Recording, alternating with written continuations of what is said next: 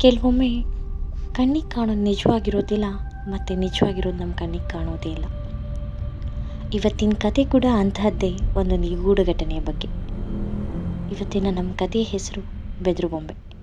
ಈ ಕಥೆಯಲ್ಲಿ ಬರುವ ತಿರುವುಗಳು ನಿಮ್ಮನ್ನು ತುದಿಗಾಲಲ್ಲಿ ನಿಲ್ಲಿಸೋದಂತೂ ಖಂಡಿತ.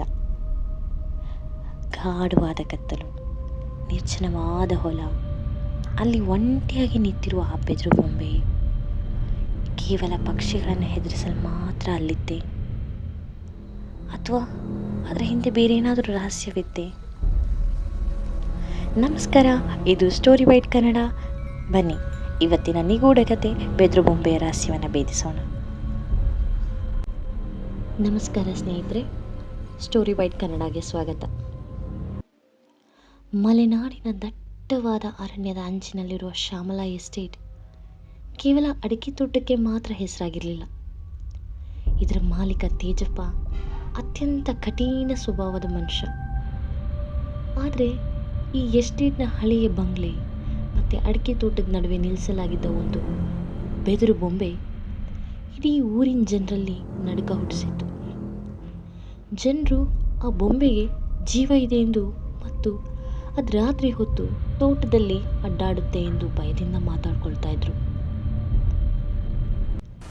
ಅಂದು ಅಮಾವಾಸ್ಯೆ ಮಳೆಗಾಲದ ರಾತ್ರಿ. ಗಾಳಿ ಮಳೆಗೆ ಮರಗಳು ಅಪ್ಪಳಿಸುತ್ತಿದ್ದವು. ತೇಜಪ್ಪ ತನ್ನ ಕೋಣೆಯಲ್ಲಿ ಲೆಕ್ಕಪತ್ರ ನೋಡ್ತಿದ್ದಾಗ ಹೊರಗಡೆ ತೋಟದಲ್ಲಿ ಯಾವುದೋ ವಿಚಿತ್ರ ಶಬ್ದ ಕೇಳಿಸ್ತು.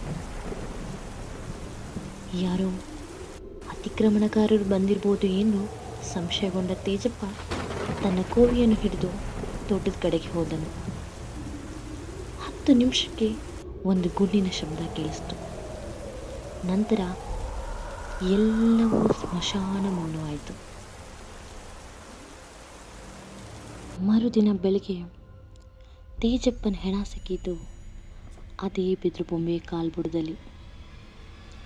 ಆತನ ಮಗ ರಘು ಮತ್ತು ಕೆಲಸದಾಕೆ ಕೆಂಪಮ್ಮ ಓಡಿ ಬಂದರು. ತೇಜಪ್ಪನ ಎದೆ ಮೇಲೆ ಆಳವಾದ ಗಾಯವಾಗಿತ್ತು. ಆದರೆ ವಿಚಿತ್ರ ಅಂದರೆ ಅಷ್ಟು ಮಳೆಯಲ್ಲೂ ಆ ಬೆದರು ಬೊಂಬೆ ಮೇಲೆ ಒಂದು ಹನಿ ನೀರು ಕೂಡ ಇರಲಿಲ್ಲ. ಮತ್ತು ಅದರ ಕೈಯಲ್ಲಿದ್ದ ಬಡಿಗೆಯ ಬದಲಾಗಿ ಒಂದು ಹರಿತವಾದ ಮಚ್ಚಿತ್ತು. ನಂತರ ಪೊಲೀಸರು ಬಂದರು. ಪೊಲೀಸರು ಕೂಡ ಇದೊಂದು ಆಕಸ್ಮಿಕ ಸಾವು ಎಂದು ಕೇಸನ್ನು ಮುಚ್ಚಾಕಕ್ಕೆ ನೋಡಿದ್ರು. ಆಗ ತೇಜಪ್ಪನ ಮಗ ರಘು ಒಬ್ಬ ಖಾಸಗಿ ಪತ್ತೆದಾರ ಸಮೀರ್ಗೆ ಫೋನ್ ಮಾಡ್ತಾನೆ. ಸಮೀರ್ ಬಂದ ತಕ್ಷಣ ಮೊದಲು ಗಮನಿಸಿದ್ದೆ ಆ ಬೆದರು ಬೊಂಬೆಯನ್ನು. ಬೊಂಬೆಯ ತಲೆಗೆ ಕಟ್ಟಿದ್ದ ಹಳೆಯ ಮುಂಡಾಸು ಹರಿದೋಗಿತ್ತು ಮತ್ತು ಅದರೊಳಗೆ ಯಾರೋ ಒಬ್ಬರು ಅಡಗಿದ್ದ ಸೂಚನೆ ಇತ್ತು. ಆ ಬೊಂಬೆಯ ಬಟ್ಟೆಗಳ ಮೇಲೆ ಮನುಷ್ಯನ ಬೆರಳಚ್ಚುಗಳು ಪತ್ತೆಯಾಗ್ತವೆ. ಸಮೀರ್ ಬೆದರು ಬೊಂಬೆಯ ಸುತ್ತಲಿನ ಮಣ್ಣನ್ನು ಪರೀಕ್ಷಿಸಿದಾಗ ಅಲ್ಲಿ ಮನುಷ್ಯನ ಹೆಜ್ಜೆ ಗುರುತಿನ ಜೊತೆಗೆ ಒಂದು ಮರದ ಕಾಲಿನ ಗುರುತು ಕೂಡ ಕಾಣಿಸುತ್ತೆ. ತೇಜಪ್ಪನ ಹಳೆಯ ಶತ್ರುಗಳಲ್ಲಿ ಒಬ್ಬನಾದ ಕುಂಟ ನರಸಿಂಹನ ನೆನಪು ಎಲ್ಲರಿಗೂ ಬರುತ್ತೆ. ಆದರೆ ನರಸಿಂಹ ಜೈಲಲ್ಲಿದ್ದಾನೆ ಎಂಬ ವಿಷಯ ಕೂಡ ಎಲ್ಲರಿಗೂ ತಿಳಿದಿರುತ್ತೆ. ಹಾಗಾದರೆ ಆ ಕುಂಟನ ಹೆಜ್ಜೆ ಗುರುತು ಇಲ್ಲಿ ಹೇಗೆ ಬಂತು? ಸಮೀರ್ ಆ ಬೊಂಬೆಯ ಬಟ್ಟೆಯನ್ನು ಬಿಚ್ಚಿದಾಗ ಅದರ ಹೊಟ್ಟೆಯ ಭಾಗದಲ್ಲಿ ಒಂದು ಪತ್ರ ಸಿಗುತ್ತೆ. ಆ ಪತ್ರದಲ್ಲಿ ಬರೆದಿತ್ತು, ಮುಂದಿನ ಸರದಿ ನಿನ್ನದೇ.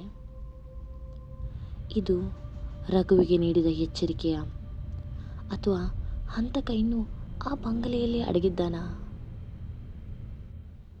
ಆ ಬೆದರು ಬೊಂಬೆಯ ಹೊಟ್ಟೆಯಲ್ಲಿ ಸಿಕ್ಕ ಆ ಪತ್ರ ಯಾರದ್ದು? ಜೈಲಿನಲ್ಲಿದ್ದ ಕುಂಟ ನರಸಿಂಹನ ಹೆಜ್ಜೆ ಗುರುತುಗಳು ಇಲ್ಲಿ ಹೇಗೆ ಬಂದವು? ಈ ಎಲ್ಲ ಪ್ರಶ್ನೆಗಳನ್ನು ಹೊಂದಿರುವ ಶ್ಯಾಮಲಾ ಎಸ್ಟೇಟ್ನ ಈ ರಹಸ್ಯದ ಜಾಲ ಇನ್ನೂ ಬಿಚ್ಚಿಕೊಳ್ಳಬೇಕಿದೆ.